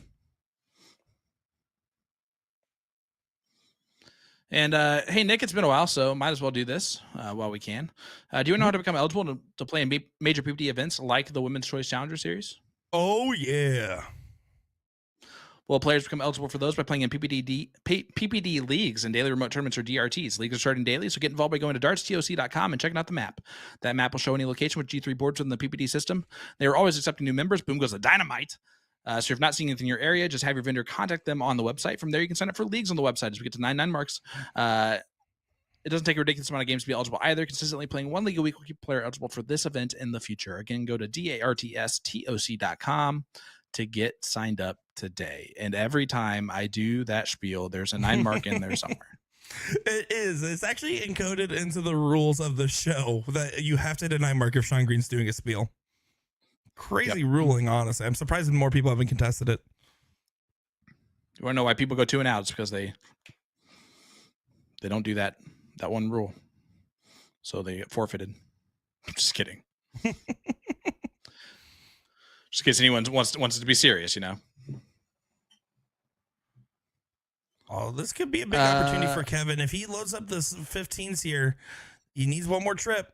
Doesn't get it, but this would be a big moment to try to make it 6 all. And puts a lot of pressure now on Jami. She has to get these 15s closed here. Chris asking they should make it so the only ones that can win money are the women, which is true. That actually is. The women are in control of how they are getting the entire prize fund in this WCS. So what they do with that prize fund is up to them. But the men and the women that play in this are all under the impression that it is for the women. So whoever wins $2,500, they can split that with their partner, or they don't have to give them a single dime. Part of me thinks it was referring specifically, because he didn't say the word money in his comment, at least not on my screen. I think he might be saying specifically in reference to who can win the game, like hit the game-winning dart. Oh, well, I mean, but that would end up being weird in situations. Either way, the Wisconsin Knights win, make it 7-5. Yeah, I was gonna say that's definitely a thing that I've seen in adult youth tournaments, but that's more for 01, where you're like, okay, after under 200, only the youth players can shoot or something like that. It probably wouldn't work exactly in a format like this, but we have been talking more and more about continuing to adjust this format, and I think so far this reception this season has shown that some of the changes we've been making is great. And specifically, you know, we're also asking the ladies that are involved, and the PPD surveyed all the participants from this season and some of the participants from last season, and asked them, hey, what do you think of these changes? What do you think of doing like with partner restrictions, and what do you think of the last leg decider? And it was almost unanimous on having the ladies play singles for the last leg decider amongst the ladies, by the way. Yeah, exactly. Couldn't have said it better myself, my friend. My wife asking a serious question about eye dominance for darts coordination. She's going to see a eye doctor. She's never asked me this question, which is weird. She's in the next room. And she just said it's a serious question. So I'm going to guess she's asking you, Nick, since this is the time where she would be able to just to ask me afterwards. So I'll just let you do that. Dan Jones asked a great question. If Sean and Will shot in this, who would you shoot with according to area? I'm not sure what Will's answer with, but we're going to go with Nick, giving us the answer there. You have a couple of great shots that you can choose from there. Mine's a little bit more interesting of an answer, if I'm being honest with you, because while there are great indie female dart players, not many of them are known on a grand scheme or grand scale. So that'd be a very a much more difficult question to ask me. Now, to answer Megan's question more specifically, I think absolutely when it comes to a lot of different things in darts, talking to a medical professional for like eye dominance is absolutely something that it could be very impactful as far as just figuring it out, because it just comes down to your actual like eyes and the ability of I don't know. I don't work with vision, but it's about the idea of that the eye doctors and professionals can tell you a little bit more about eye dominance. But it's also, it goes to other aspects. I'm a big fan of these top level players going to sports psychologists as well. It's very common in esports. As look at this from Carolyn, Seven Mark finds a 7 mark here. Yeah, big fan of like sports psychologists and reference for dart players and for other sports. So therefore, why not apply to the eye doctor? Why not apply, taking better health so that way you're more managing of your blood pressure to help with feeling in the hands. I mean, these are all factors that can affect darts. Now, to the level of which they affect is always the question, right? Yep. No, you're absolutely correct. We got a couple of great questions in here. Larry asked, in this series challenge, can the lady choose different partners each week? They absolutely can. They do not have to shoot with the same person. We've seen a couple of ladies already throw with multiple different partners. Meredith McGee threw with Kenny Doyle and is throwing with Austin Braswell the past couple weeks. So yes, they do not have to throw with the same person. And Lori asking, so do the women get to pick any guy, or what's the criteria? Yeah, any guy that is willing to drive to their location to play. They get to play with. So it doesn't matter if they're a PPD player or not. That is open to any male player. Kevin Luke is not a PPD player. So he drove the 3 hours to Tacoma to play. And so he's Carolyn's partner, which is, again, a huge testament to the person that Carolyn is, honestly, that she found someone that's willing to drive 3 hours for. But also testament to Kevin's ability and agreeing to do that. I do have Amy Borland near my area. She's a little bit more south west of me. I have Crystal Wagner. She's a little bit more north, as we get an 8 mark there from Kevin Luke. I have Amber Hardwick, who is right in my area. My wife is a fantastic dart player that I would definitely like to always choose from. Looks like Scuba got that second one in the double bull, but he's going to throw dart number 3 anyway. Because his leg's a little bit out of reach, it looks like. So yeah, my options are very interesting. I have Tori, who was aforementioned earlier, Marcy Kirby. There's so many I can choose from in my area that I think on any given occasion would be a fantastic partner to have. They just have to deal with me bringing them down constantly. But Nick. Yeah, absolutely. So sorry, I was getting a little caught up there on the production side of things and the background, but I was listening to about a third of what you said. It sounded like it was a very good answer to the question. So I'm going to completely pivot away here and say, looking at Riley Anderson saying, if you're going to add anything to the Women's Choice Challenger Series, make it so the women have to win it, or maybe make it so one woman has to choose another woman, or just make it singles. Sometimes it feels like it's more about how the men shoot than the women. And to this, I'll say, first off, this is originally, right, we had the CSC, and the CSC to this day is always going to be an open gendered competition. So it's never just a men's show. In fact, Chrissy Grimmel has played in it before and has played in it several seasons. But also on top of that, to that effect, we said, how can we try to spice something up and to put something more so that way there's not as big of a gap between seasons of the CSC. And the correct answer was to try to do a different show. And I think that what PPD came up with here, obviously, while we will always agree that there's room for improvement, is a very interesting format where it kind of gives it that WWE feeling of who they're bringing in, like who's coming out from the left corner of the stage, right? And on top of that, on the other effect there is what happens? Kevin Luke sprinting away? What just happened? Do you see that? I gotta go to the bathroom real quick. Yeah, no, he like fully sprinted away there. Sorry, it completely broke my concentration. Look at this. Yeah, big find there from Jami. We would love to do a more women's related content. Of course, that's why we added the CDI. That's why we still continue to do the women's CSI as well in TOC, and the CSC will always be open gendered as well. And with this show, hopefully continuing to find other ways where we can highlight these ladies to the best of their ability, because that's what this is about. It's about pushing the women's game, but also trying different formats and seeing what sticks, and having a little bit of fun with it. At the end of the day, it's a big opportunity to win a lot of money while these ladies are already playing leagues to qualify for other events at the same time. Mike, it's too soon when you say trips. I will say this. If you just ask the ladies, right? And we have many times we have asked these ladies for feedback.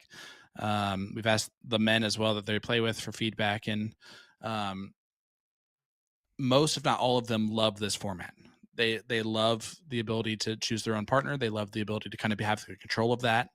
I love the aspect of the Last League Decider now where it's just the ladies. And I think that that's a huge step in the right direction for this format. But man, no one can argue that week after week it is made for a thrilling viewing option for you. And so, which is our main goal every time, right? And to be able to do that and celebrate the ladies at the same time, which I'm gonna be honest, as someone who is a part of a process to try and get dart players on a show every single week, different ones every single week. A lot of female dart players have a lot of hesitation with putting themselves out there, getting on the live stream and playing and doing that. And more so than I've seen out of the men players that we've kind of had the same conversations with. And so I think having the partner there to the support system is a big deal as well, in a good way. So not that they need it. I mean, Chrissy Grimmel, when she enters into men's tournaments, she beats the men in the men's tournament. So they don't need it, but I think it's a good situation to have for everyone. Yeah, I will It say equals all out a little bit. If you're a woman in darts, I think the PPD is a great program. I mean, even Jennifer here in the chat saying, I think ladies doubles would be interesting, like top-rated female with low-rated female. The experience for lower-rated players would be an amazing learning experience. I mean, that's similar to the TOC finale. There's the women's finale there where it's a random drawing of other females that are qualified. It's not average-based. It's just simply how well you did in your qualifiers. So there's so many opportunities for women and men alike, and the idea is to continue to provide more. And we're fully accepting that this show will probably change season after season, slightly, keep tweaking it, and who knows, maybe we'll try completely different formats someday. And in the meantime, we just try to have fun throwing some great matches in your direction and having fun trying to highlight the ladies to the best of our ability with a side of some of those dang old men. And we can't tell you how much we appreciate you all joining us every single week and celebrating these dart players, men or women, in this. And the goal ultimately, right, is that there are more women in the CSC Challenger Series, along with Chrissy Grimmel, that are doing damage there.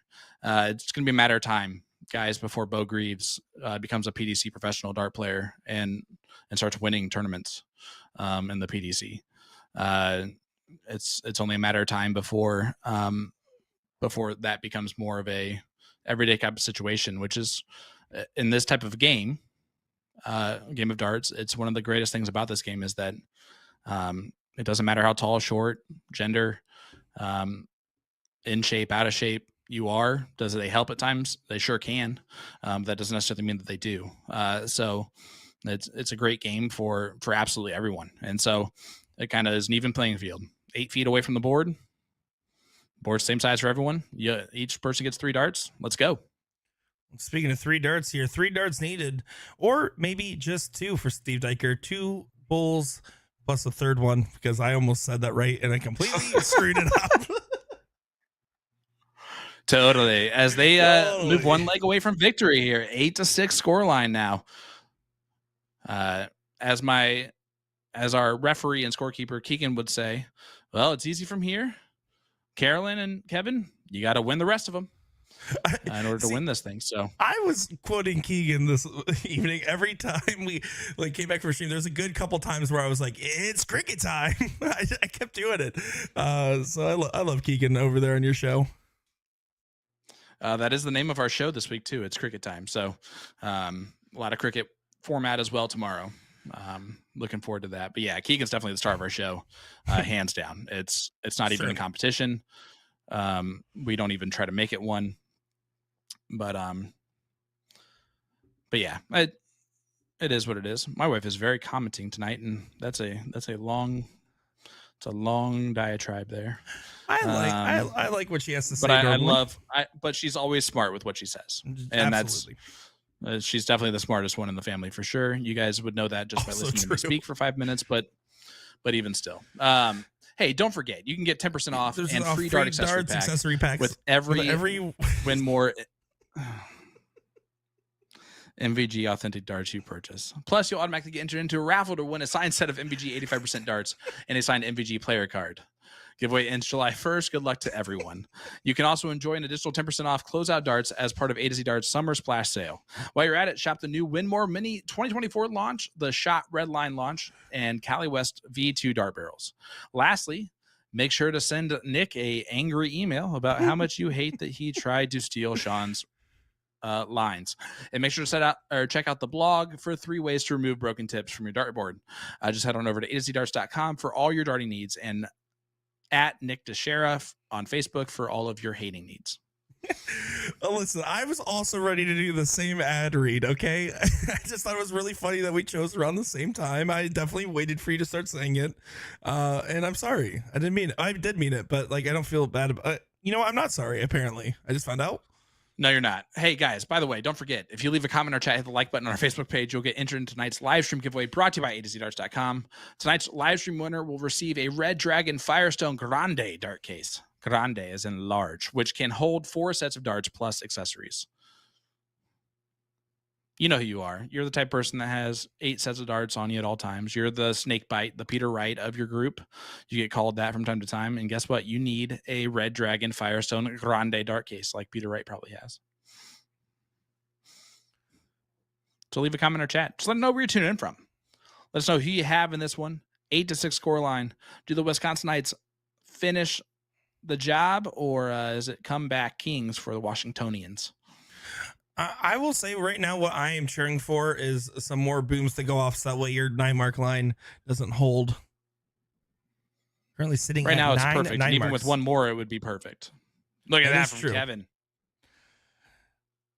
So, Sean, let's say you're in Caroline's position here, right? And you're looking strong on this leg, but you still know you have to win 3 in total now to get the title, and you can't give up a single leg left. How do you help clear your head?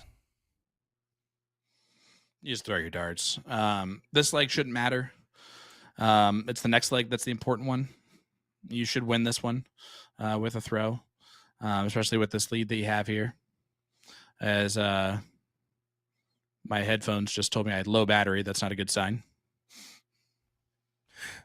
Sorry, Sean does have voices in his head, but yeah, I couldn't agree more. It's almost like silly, right? When you say just throw the darts, but that's really what it is. You have to kind of just treat this like you're playing your average league night with your good friend at the bar. When you start thinking about all the extracurriculars, it can be easy to get lost in the assignment.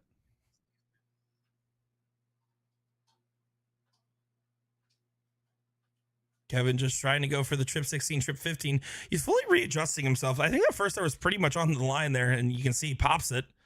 Doesn't grab the 15 on the last, so a slight door opener. But you still expect this to go in the way of Washington, as Scuba will now need to load up the 15s with all 3 darts here and hope for an opportunity for his partner.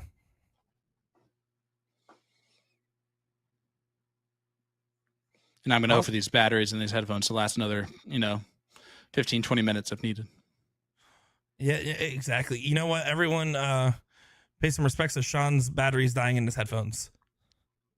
Good shot there from Carolyn. I can't believe she didn't go for the winning dart, though. She had the winning dart there on the last one. Yeah, I mean, but with the Bulls in the background there, it makes it such a hard shot for Jami. So it's going to be a must-hit type shot because the game can go at any point.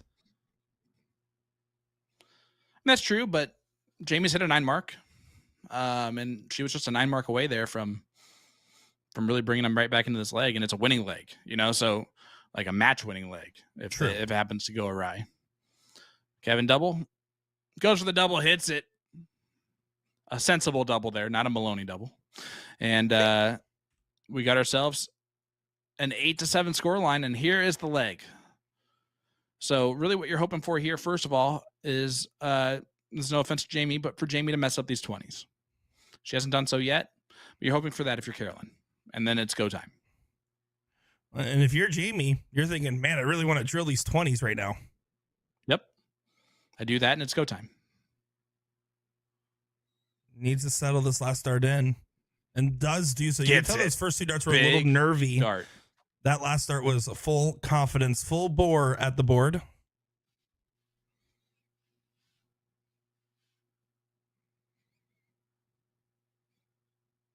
And a good 4-mark follow from Carolyn. So Scooby here just going to try to continue to get that first dart trip if he can. Needs to grab a couple more 20s. He played this aggressive in previous shots, but this is not the time to play that aggression. The risk taking has to be on the side of the people in Washington. And if you're right now on match point, your goal is to just try to defend, play safe, and get a good shot. Yep, and you see the risk reward right there. Kevin gets the treble 20, takes away the high ground. And now Jamie and Scuba talked there for a second. Hey, what are you thinking? I think Scuba probably said open up a new wedge. No, going right at the close here. And it does pay off with the close. Wow. What a dart. What a dart. Richard Ott says, I saw your dad in person today, Nick, and now I'm listening to you. That is a rough Monday. Yeah. Let me tell you, I didn't listen to my dad. That's why I have this career. Yeah, this is a good back and forth right there between that must-hit close on the last start there for Jamie and then Carolyn to respond by exacerbating the point lead on the 17s. This is certainly something interesting going on right now. And you can tell there's the timing from these players has to be perfect. The darts don't have to be. You want them to be, but right now that's all you're going to be thinking about is, all right, I have to make sure I hit what I'm supposed to hit. When I get a big shot for my partner, I have to find it. This is the battle right here. 18s and 17s is where they've decided to fall. After Kevin hit 2 treps, Jamie's going to have to do similar to that. Only 3 of them. Kevin's going to go right at the 18s, isn't she? Oh, absolutely. She's still in a 5-5 in the leg, and it's currently a 75-point difference. And she's just nice and smart. Yeah, 3 easy singles. Nothing wrong with that shot. Scuba needs a big round here. All 9 needed. And this could be our second time going to a last leg decider with the women. Yeah, boy, I hope we get split with it every single match. I mean, let me be honest, guys. We always want, especially with the CSE, it's kind of different than we work with some of the other events. As Kevin Luke does get a 111-point lead and the close there. Is that we want the full match to play out all times because this is like a fun little show. This is so different than the other events we work on. And it's just so exciting to see as everyone's just firing on all cylinders, going back and forth. You could tell that this means a lot, especially to ladies and also to the guys to make sure that they do their part because they want the ladies to get the win here. It's about them at the end of the day. Yeah, guys, hit that share button right now. We're about to go to a last leg decider of just the ladies throwing again. The last time we did that was last week, and we saw Caitlin Myers shoot a 5-2-1 in that last leg decider to win. So we're in for a treat here, it looks like. Hit that share button. I know I'm going to right this second. Yeah, this is some good stuff here indeed. Some great darts and some great perseverance. I mean, let's be honest, after the first 2 legs, this team from Washington has been playing from behind, and that's not going to be the case anymore. It's going to be chalk now for them, and this is going to be the moment. Can they capitalize and get one more leg on the trot here, or will the Wisconsinites snap out of it here and get this leg done? Jamie versus Caroline. It's just the girls here. You can see a big hug. As she says, "Yep, Kevin, you're now the button pusher. Thank you. Get away." Yep. It's all you. And huge shout out to both the gentlemen who shot well for their partners tonight. But now it's time to the ladies. And it's going to be a 3-dart count up to see who goes first. Carolyn's going to get the look first. Jami won this at the start of the match. Great second dart adjustment. Great third dart adjustment. What a 1-2-1 from Carolyn. That's a good shot indeed. It puts a lot of pressure on Jami. No matter what, we'll still be live on the shot no matter where this first dart goes. That's dead center. Big first dart. That's triple 20. Oh, a treble 20 gets it. Oh, does not. So it will be Carolyn Ngugi going first here. Last leg decider. Just the ladies. Oh my goodness. This is what you guys wanted. You said, hey, we're here. We want to see the ladies play. We don't care about the men. Well, right now is the moment where you care. Show these ladies some love. Make sure to let everyone know that you're watching this because I'm at the edge of my seat for this one. Carolyn gets the start. What will she do? This is a big moment here. Once again, you can see that deep breath, the sip of the aiming fluid. Now it's time to actualize, visualize, and execute.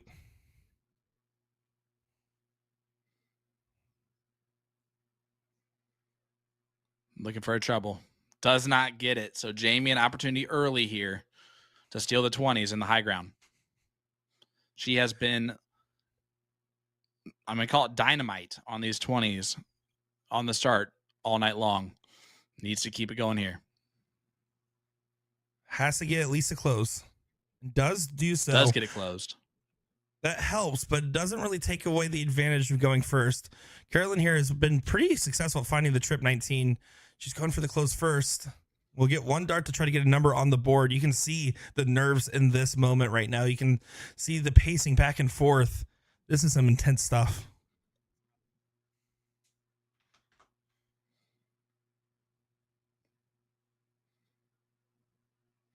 All right, Jami going to look down at the 19s. So intense. Big treble. Dart. That was a big find. There's the first momentum. Yeah, and now you can see it's going back the other direction. But I think that's something that won't scare Caroline here. She just needs one of those darts to click in where she was clicking every single time beforehand. Jami just going to continue to try to apply pressure.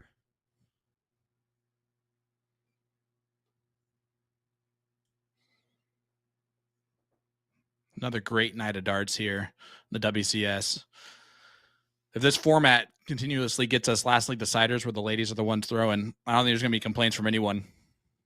No. I certainly have 0. Oh, 2 numbers up for Jami, but the X was left for Caroline. Oh, she's catching into the 3s. She is millimeters away from having that be a different story. That first dart on the wire, second dart catching where the first dart was. This is the moment for Jami where she can try to run away with this leg and get it done here. Caroline can only sit back and watch and wait to see what happens on this turn. Big dart. Big dart from Jami. Wow. LDC last dart counts for Jami Nowak so far in this last leg. Carolyn's not going to give up on this leg. You have to know that she's still going to fight to the end here, and it just matters who crosses the finish line, not how you got there at this point. No, and she's been great on the 16s too. Oh, bails on the 16s on dart 3. That's an interesting play. Is it a bail or a miss by 2? I think by her body language, it might be a miss by 2. Oh, unable to fully capitalize on it. Advantage definitely favors Jami, but still got some work to do. Treble 15 is huge. A treble on the 15 or the 19 or 18. Any of these trebles right now completely changes this dichotomy. She's going at the 15s. And see that I would have maybe preferred to get a comfort shot on the 19s or 18s, but we'll see if Carolyn's able to punish. She certainly would like to. Needs a treble. Doesn't quite find it. So Jami, an opportunity here. Close the 15s and then go back to points. Mission 1, get the 15s. Gets it on the first start here. There they go. Single on any of the numbers does push the bull. for 19s or 18s. Goes right at the Oh, ball. she though. goes right at it. Oh, not over with yet. Carolyn needs 4, though, to get back that point lead. And 4 is the bare minimum. There's the first one. Not going to happen. And this might be all she wrote for the team from Washington. Jami Nowak needs one bull to whack it in and get the win.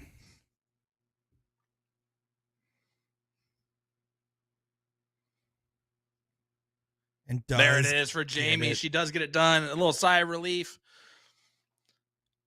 Wow. And, I mean, hats off to both players.